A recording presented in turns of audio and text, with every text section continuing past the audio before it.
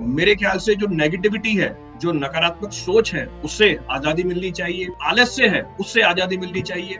अगर आप 6-7 नंबर के ये सवाल बना देते हो तो आपकी रैंक काफी अच्छी इंप्रूव हो जाती है। सेम चीज गेट के साथ भी होने वाली है। गेट के पेपर के ऊपर भी क्वेश्चन उठे थे पिछले साल, तो अगला जो पेपर आएगा वो वैसे ही भारी बना के देंगे आप।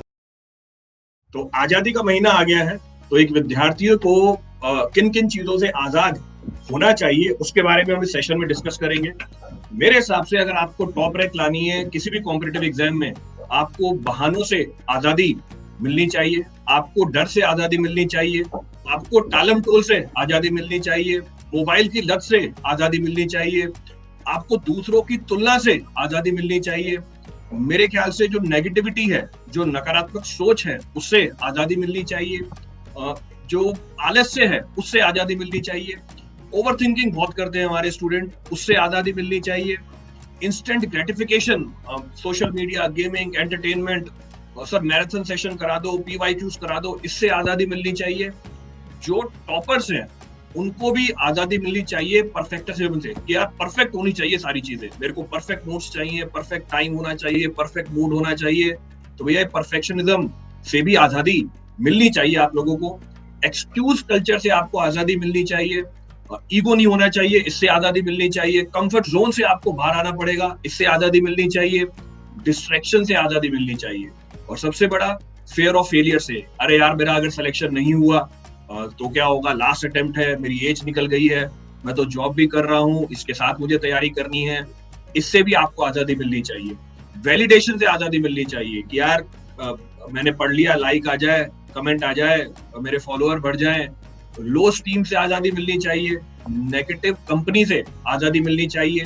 टाइम वेस्ट से आजादी मिलनी चाहिए। तो इन सारी चीजों से अगर आपने आजादी पाली तो मेरे ख्याल से आप टॉपर्स की लिस्ट में जरूर आ जाओगे। तो एक विद्यार्थी को पढ़ाई से नहीं बल्कि उन सारी आदतों से आजादी चाहिए जो उसे पढ़ाई से दूर करती हैं। और इस प्लेटफॉर्म पे हम आपको आपकी जो गोल है, आपका जो एम है, उसके पास लेके जाते हैं। तो कहने का मतलब मेरा ये है कि आजादी का मतलब मनमानी नहीं है, बल्कि उन सारी कमजोरियों को हटाना है, उन सारी कमजोरियों से मुक्त होना है जो आपके सपनों को और आपकी मंजिल को दूर करती जाए। कि इन सारी चीजों से आपको कैसे आजाद करे और कैसे आपको आपकी मंजिल की तरफ लेके जाए। तो आजादी का महीना है, जैसे मैंने बताया, तो काफी सारी नई अपॉर्चुनिटीज भी आएंगी जब हमें आजादी मिलेगी। तो उन अपॉर्चुनिटीज के बारे में भी हम डिस्कस करेंगे इस पर्टिकुलर सेशन के अंदर। टाइम की अगर बात करें, टाइम तो बिल्कुल टच एंड गो वाला है। इतना टाइम है कि बस अभी आप तैयारी स्टार्ट करके खत्म ही कर सकते हो, अगर आप सिर्फ इसी में ही फोकस करो। अब और कोई चीज करने का आपके पास स्कोप नहीं बचा है कि सर हम मास्टर्स भी कर रहे हैं, हम जॉब भी कर रहे हैं, उसके साथ भी मुझे प्रिपरेशन करनी है, फिर सिलेबस कंप्लीट कर पाना प्रैक्टिकली पॉसिबल नहीं है। तो मेरे ख्याल से बिल्कुल टच एंड गो वाला टाइम है, अभी भी तैयारी स्टार्ट करके खत्म कर सकते हो। नए सिलेबस के ऊपर भी फोकस करना चाहिए। और एक बेसिक ट्रेंड भी मैं बच्चों के सामने रखना चाहूंगा। जब भी किसी एग्जाम में कोई प्रॉब्लम होती है, जिस पर्टिकुलर ईयर में, पिछले 16-17 साल का एक्सपीरियंस है, उसी को ध्यान में रखते हुए ये चीज मैं बता रहा हूँ। जिस साल भी किसी एग्जाम में कोई प्रॉब्लम होती है, उसके अगले साल वाला जो एग्जाम होता है वो भारी आता है। ये आप भी पास्ट ट्रेंड एक बार चेक करके देख लीजिए। अभी IIT JEE का पेपर लीक हुआ था, उसके अगले वाला पेपर देख लीजिए। नीट के पेपर में दिक्कत हुई थी, उसके अगले वाला नीट का पेपर देख लीजिए। सेम चीज गेट के साथ भी होने वाली है। गेट के पेपर के ऊपर भी क्वेश्चन उठे थे पिछले साल, तो अगला जो पेपर आएगा वो वैसे ही भारी बना के देंगे आपको, वो उसको काउंटर करने के लिए। और इस बार तो इन्होंने सिलेबस भी चेंज किया है। So new topics are being added. नया टॉपिक जब ऐड होता है, मैक्सिमम जनता उसको इग्नोर करके जाती है, क्योंकि उसका कंटेंट अवेलेबल नहीं होता इजीली।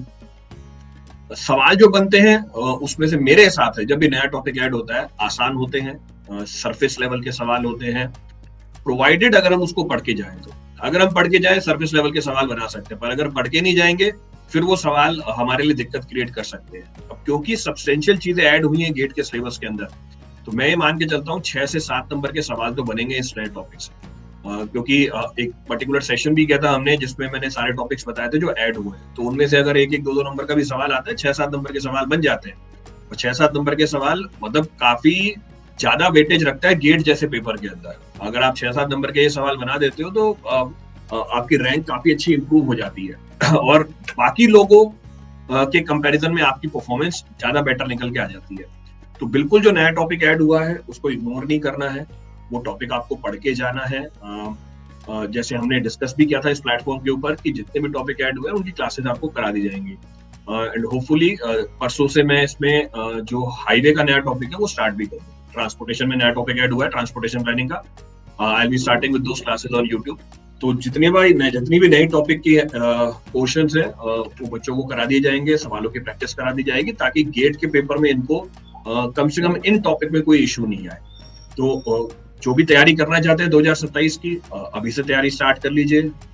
नया जो सिलेबस है उसको सामने रखिए, स्पेशली जो नया टॉपिक ऐड हुआ है उसको तो करके ही जाना है, क्योंकि मैक्सिमम जनता उसको इग्नोर करेगी, उसको छोड़ के जाएगी। और आप इसमें क्या कर सकते हो, एडवांटेज ले सकते हो। मैक्सिमम टॉपिक वो निकाल चुके हैं, कंप्लीट कर चुके हैं या कंप्लीट करने के बिल्कुल कगार पे हैं। उनके लिए सबसे बड़ा चैलेंज होता है कि जो भी उन्होंने पढ़ लिया है वो उसको रिटेन करके रखें।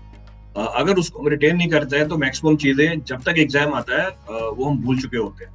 अब इसको रेक्टिफाई करने का एक ही तरीका हमारे पास कि हम या तो उसकी रिवीजन करते रहे कंटिन्यूअसली, दूसरा तरीका है हम उसको अप्लाई करते रहे सवालों के फॉर्म। तो अगर आप अपनी प्रिपरेशन कंप्लीट कर चुके हैं या ऑलमोस्ट कंप्लीट करने वाले हैं तो आपको अभी से अपना टेस्ट देना चालू कर देना चाहिए। चाहे वो आपका टॉपिक वाइज टेस्ट हो, सब्जेक्ट वाइज टेस्ट हो, मल्टी सब्जेक्ट टेस्ट हो या फुल लेंथ टेस्ट हो। अगर आप गेट को टारगेट कर रहे हैं, गेट के टेस्ट देना स्टार्ट कर दीजिए अभी से। अगर आप इंजीनियरिंग सर्विसेज की तैयारी कर रहे हो तो इंजीनियरिंग सर्विसेज के भी टेस्ट देना चालू कर दीजिए, डिपेंडिंग कि आप कौन से मोड में जा रहे हैं। गेट एक सीबीटी मोड एग्जामिनेशन है तो आपको प्रैक्टिस भी सीबीटी मोड पे करनी चाहिए, तभी वैसा ही रियल टाइम आपका सिनेरियो बनेगा। अगर आप इंजीनियरिंग सर्विसेज की तैयारी कर रहे हैं तो अब आपको ऑफलाइन टेस्ट देना चालू कर देने चाहिए। वहां पे आपको ओएमआर बेस्ड टेस्ट मिलने वाला है, वहां पे आपको गोले भरने हैं और उसमें भी टाइम लगता है। पूरे साल हम प्रैक्टिस कर रहे होते हैं let us suppose online mode में, यहाँ पे तो हमें क्लिक करना होता है, एक्चुअल पेपर में जाके आपको गोले भरने होंगे और वहां पर फिर दिक्कत आ जाती है क्योंकि इतने लंबे टाइम तक हमें आदत ही नहीं होती है बैठने की और बबल्स फिल करने की। तो जैसा आपका एग्जाम है, जिस तरीके का आपका एग्जाम है, जिस पैटर्न में आपका एग्जाम होने वाला है, वैसे ही प्रैक्टिस आपको अभी से स्टार्ट कर देनी चाहिए। जब भी हम कोई टेस्ट सीरीज देते हैं उसका एजेंडा ये नहीं होता है कि उस टेस्ट सीरीज के जो सवाल हैं वही आप रट लो और वही हमारे पेपर में एग्जैक्टली रिप्लिकेट हो जाएंगे। नहीं, टेस्ट सीरीज का एजेंडा सिर्फ सवालों तक नहीं है। टेस्ट सीरीज में आपको काफी सारी चीजें सीखने को मिलती हैं। आपको एग्जाम टेम्परामेंट भी सीखना है। आपको ये भी सीखने को मिलेगा टेस्ट सीरीज में कि जब मैं एक्चुअल पेपर देने जाऊंगा मैं लेट हो सकता हूँ, और ये बात हम फैक्टर इन ही नहीं करते हैं। और इसका रिजल्ट ये होता है कि काफी सारे बच्चों के मैसेज और कॉल आते हैं मेरे पास एग्जैक्ट पेपर वाले दिन, सर मैं 5 मिनट लेट पहुंचा, गेट बंद हो गया, अभी कुछ करा सकते हो आप। मतलब वो एक्सपेक्ट कर रहे होते हैं कि मैं बात करके 5 मिनट में उनको एंटर करा दूंगा, which is not the case. मेरा ये बात बताने का एजेंडा ये है कि आपको ये चीज भी सीखनी पड़ती है और ये हमारे सामने तब आती है जब हम टेस्ट दे रहे होते हैं। तो आपको इन चीजों को भी सीखना है। बहुत सारे पैरामीटर्स ऐसे आएंगे जो अभी तक आप अकाउंट ही नहीं कर रहे हो, सोच भी नहीं रहे हो, और वो भी आपके सिलेक्शन में रोल प्ले करते हैं। आप पेपर देने गए, शुरू के 5 सवाल ऐसे आए जो आपने पढ़े ही नहीं थे, आप एंशियस हो गए वहां पे आपके एंग्जाइटी का लेवल इतना बढ़ गया है कि आप आगे पेपर ही नहीं कर पा रहे हो। अब मुझे इसको भी कोप इन करना है। मुझे पता होना चाहिए कि यार अगर शुरू के 5-10 सवाल भी मुझसे नहीं बन रहे हैं, कोई बात नहीं, मेरे को अपनी स्ट्रेटेजी बदलनी है। पर ये तो हमने कभी ट्रेन ही नहीं किया अपने आप को, इसकी ट्रेनिंग ली ही नहीं हमने। हम तो किसमें लगे हैं पूरे साल, पढ़ाई करने में, सवाल करने के अंदर। अब ऐसी बहुत सारी बातें होंगी जो आपको तब समझ में आएंगी जब प्रैक्टिस करोगे आप टेस्ट की। तो जो लोग भी तैयारी कर रहे हैं गेट और इंजीनियरिंग सर्विसेज 2027 की, अभी से टेस्ट देना चालू कर दीजिए। ये दिमाग में नहीं आना चाहिए सर मेरा सिलेबस तो हुआ ही नहीं है। जितना भी हुआ है, क्योंकि मैंने बताया टेस्ट का एजेंडा सिर्फ सवाल तक सीमित नहीं है, टेस्ट में आपको और भी बहुत सारी चीजें सीखने को मिलती है। जैसा मैंने बताया, मॉक टेस्ट में जब बच्चा पेपर देने जाता है, पेपर देने के बाद या 2 टेस्ट लगा लेता है, उसके बाद मेरे ख्याल से जितने भी एजुकेटर्स हैं वो एक ही चीज सुनते हैं इन सारे बच्चों से, सर मेरे टेस्ट में नंबर नहीं आ रहे या नंबर बढ़ नहीं रहे, सर मार्क्स कैसे बढ़ाएं हम। तो जैसा मैंने अभी पीछे डिस्कशन में किया कि टेस्ट सीरीज में आपका एजेंडा ये नहीं है कि आपके मार्क्स दूसरे किसी इंसान के रिस्पेक्ट में कितने आ रहे हैं। आपको बस ये चेक करना है कि आपके मार्क्स आपके ही पिछले टेस्ट सीरीज में जो मार्क्स है उसके कंपैरिजन में बढ़ रहे हैं या नहीं बढ़ रहे। टेस्ट सीरीज में आपको ये पता करना है कि आपकी कमियां क्या हैं। टेस्ट सीरीज में आपको ये पता करना है आपके शॉर्टकमिंग्स क्या है, और इसके लिए आपको पूरे टेस्ट की एनालिसिस करनी पड़ती है। बहुत कम, मेरे ख्याल से अगर 100 बच्चे टेस्ट देते हैं, 2 बच्चे आके मेरे को ये बताते हैं कि सर मेरे 35 नंबर आए हैं, 65 नंबर नहीं आए इस कारण की वजह से। हर जना आके ये बोलता है कि सर मेरे इतने मार्क्स बने हैं, मार्क्स कम आ रहे हैं। जो मार्क्स कटे हैं उसके बारे में कोई डिस्कशन नहीं करना होता। तो मेरा उन सबके लिए बस एक ही सजेशन है, आप ये जानने की कोशिश कीजिए कि आपके मार्क्स कट कहाँ रहे हैं, उसका कारण क्या है, ऐसे क्या रीजन है जिसकी वजह से आप सवाल नहीं कर पा रहे हो, उसको आइडेंटिफाई करना पड़ता है। क्योंकि जब तक मुझे प्रॉब्लम नहीं पता चलेगी मैं उसका सॉल्यूशन कैसे निकालूंगा। इसको ऐसे समझते हैं, आप डॉक्टर के पास जा रहे हो कि डॉक्टर साहब मेरी तबीयत खराब है, मेरे को दवाई दे दो। मेरे ख्याल से हर कोई डॉक्टर के पास जा चुका होगा अपनी पूरे जीवन काल के अंदर। वो पहला सवाल ये पूछता है, भैया दिक्कत क्या हो रही है।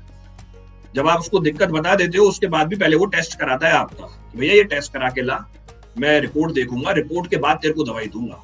पर हमारे पास बच्चा क्या लेके आता है, सर मेरे नंबर नहीं आ रहे। ये एक जेनरिक चीज बताता है, नंबर नहीं आ रहे। वो ये नहीं बताता कि मेरे को प्रॉब्लम क्या है। तो जब तक आप प्रॉब्लम नहीं बताओगे, प्रॉब्लम क्या हो सकती है, अरे मेरी स्पीड स्लो है, सर मेरे को याद नहीं रहता, कंसेप्ट समझ में आता है, याद नहीं आ रहा, सर मैंने ये पढ़ा ही नहीं टॉपिक, मेरी नॉलेज का लेवल बहुत कम है, इस कारणवश नहीं बन पाया। कि सर जब मैं पेपर में जाता हूँ 2-3 सवाल नहीं बनते, मैं परेशान हो जाता हूँ, मैं सोच नहीं पाता, मैं ओवर थिंकिंग करने लग जाता हूँ, इस वजह से मेरा पेपर पूरा नहीं होता। तो बहुत सारे कारण हो सकते हैं जिस वजह से आपका सवाल नहीं बनता है। आपको वो कारणों को आइडेंटिफाई करना है, जिसको हम एनालिसिस बोल देते हैं। और अब तो आपका ये काम भी मैंने आसान कर दिया। ये काम कैसे आसान कर दिया, आपको एनालिसिस शीट ही दे दिया मैंने। तो काफी सारे बच्चे जिनके पास एनालिसिस शीट है कि आप अपना टेस्ट दो, एनालिसिस शीट खोलो, उसमें आपको ये लिखा हुआ मिल जाएगा कि कितने सवाल बने, कितने सवाल नहीं बने। जो सवाल नहीं बने उसका कारण क्या है, कारण भी लिख के दे दिया, आपको स्टिक करना है कि यार इस कारणवश मेरा ये सवाल नहीं बना। फिर आगे उसका सॉल्यूशन भी है कि अगर ये कारण है तो उसका सॉल्यूशन ये बनता है। तो अब आप उस सॉल्यूशन के ऊपर काम करोगे, सॉल्यूशन के ऊपर काम करके दोबारा टेस्ट दोगे अगली बार, और चेक करोगे कि मेरी ये गलती रिपीट हो रही है या नहीं। तो जब तक आप एनालिसिस नहीं करोगे टेस्ट का, आप अपनी परफॉर्मेंस में इंप्रूवमेंट ही नहीं पाओगे। आप उसी लूप में फंसे रहते हो, टेस्ट देते हो, सर नंबर नहीं आ रहे, अगली बार भी टेस्ट दिया, सर नंबर नहीं आ रहे, बढ़ ही नहीं रहे मेरे नंबर। ठीक है, नंबर नहीं आ रहे हैं, पर क्यों नहीं आ रहे, आपको वो चीज जाननी है। तो मेरे हिसाब से अगर आप ये एक्सरसाइज करने लग जाओगे, ये जानने लग जाओगे आपकी प्रॉब्लम क्या है, तो सॉल्यूशन तक भी आप बहुत जल्दी पहुंच पाओगे।